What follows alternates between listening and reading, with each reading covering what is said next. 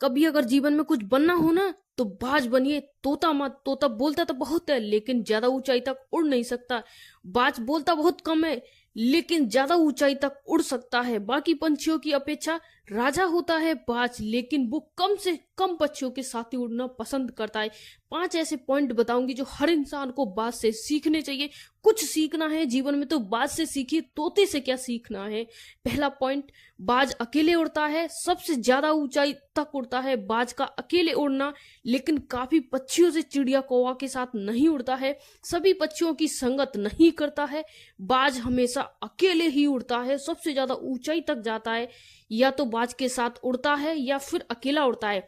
बाज हमेशा बाज के साथ ही उड़ना पसंद करेगा, किसी और पक्षी के साथ उड़ना कभी पसंद नहीं करेगा, चाहे वो कौवा हो या चिड़िया हो। इससे हमें ये सीख मिलती है कि हमेशा छोटी सीख वाले लोगों से हमेशा दूर ही रहें, दूरी बनाकर रखें, अकेले रहें, क्योंकि यही वो समय है जब आप अपने आप को, खुद को असली मौका है जानने का।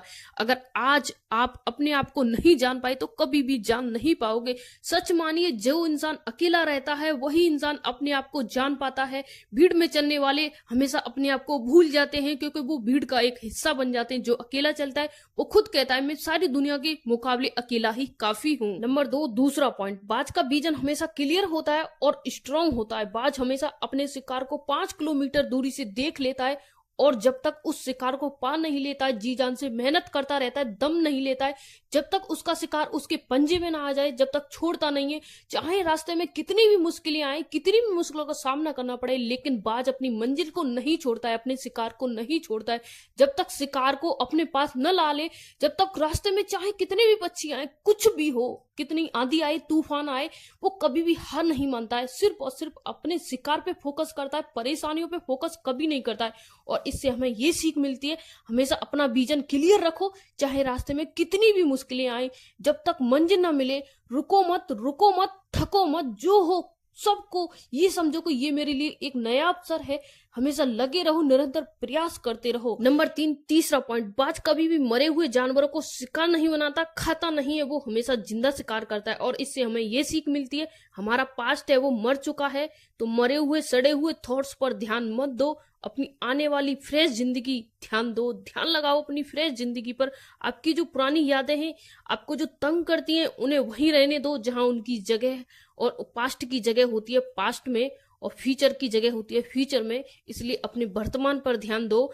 जो पास्ट है वो मर चुका है, मरे हुए पर बाज कभी फोकस नहीं करता है, तो आपको मरे हुए थॉट्स पर कभी भी ध्यान नहीं देना चाहिए। नंबर 4 थॉट है, जब आधी तूफान आता है तो बाकी पक्षी दुखी होते हैं, वहीं बाज खुश होता है। जितने भी पंछी हैं रोते हैं, इधर उधर जाते हैं, बारिश आती है तो सारे पक्षी अपने अपने घोंसले में घुस जाते हैं, अपने अपने लिए एक नया घर देखते हैं। वो अंदर से इतने घबरा जाते हैं कि उन्हें समझ में ही नहीं आता है। लेकिन बाज जो होता है वो आसमान को और चीर के और ऊंचाई पर जाता है और आनंद लेता है। जितनी बारिश होती है, जितने तूफान आते हैं, उसमें और ज्यादा आनंद लेता है। जितना ज्यादा वो आनंद लेगा उतनी ज्यादा ऊंचाई पर जाएगा। जितनी तेज बारिश होगी ना, बाज उतनी ज्यादा बादल को फाड़ते हुए ऊंचाई पर जाता है।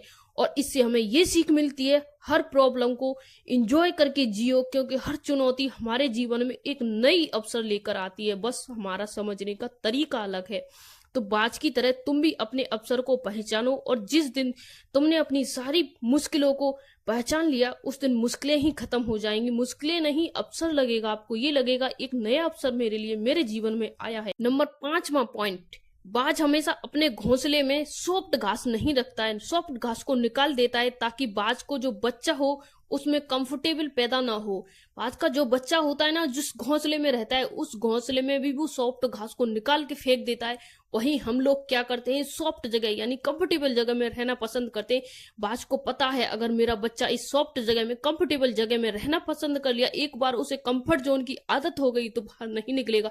इसलिए वो अपने घोंसले से सॉफ्ट घास को पहले ही निकाल के फेंक देता है, जिससे उसका बच्चा वहां पे कंफर्टेबल महसूस ना करे, उस घोंसले से बाहर निकले और आसमान में उड़ने का हौसला बनाए, हर बार उड़े, हर बार उड़ने की कोशिश करे। क्योंकि अगर वो घोंसले में ही परफेक्ट हो गया तो वो बाहर नहीं निकलेगा, बाहर जाना पसंद नहीं करेगा। लेकिन बाज कभी ऐसा होने नहीं देता है, क्योंकि बाज को पता है जो जितने कंफर्टेबल में अभी रहेगा, आने वाले समय में उसे उतनी ही प्रॉब्लम का सामना करना पड़ेगा। तो बाज से हमें ये सीखना चाहिए, कंफर्टेबल जगह में नहीं रहना चाहिए। जहां हमें कंफर्ट पैदा होता है उस जगह से निकल के हमें वहां जाना चाहिए जहां प्रॉब्लम क्रिएट हो। जिस जगह पर प्रॉब्लम क्रिएट होती है ना वहीं सोल्यूशन आता है, जहां सोल्यूशन आता है वहीं कामयाबी आती है। इसलिए आपको कंफर्ट जोन से बाहर निकलना चाहिए और हमेशा उस चीज पर फोकस करना चाहिए जहां प्रॉब्लम आए। जब आपको लगे ना मेरे जीवन में इतनी सारी प्रॉब्लम आ रही है जिनका सोल्यूशन मेरे पास भी नहीं है, तो उस दिन समझ लेना कामयाबी आपके नजदीक आती जा रही है। जिसके जीवन में जितनी बार प्रॉब्लम आएगी, जितने थॉट आएंगे, वो उतना ही कामयाबी के नजदीक जाएगा। हमेशा याद रखना प्रॉब्लम उसी के पास आती है जो सोल्यूशन जानता हो, अन्यथा प्रॉब्लम आनी है, प्रॉब्लम आने वाली है या प्रॉब्लम है। बहुत सारे लोग तो यही नहीं जानते प्रॉब्लम क्या चीज होती है। आने वाले समय में वो अपने आप को डिप्रेशन में पहुंचा देते हैं। इसलिए कभी भी हार मत मानो। जब आपको लगे ना मुझे कुछ करना है तो एक बाज की तरह बनो, तोते की तरह नहीं।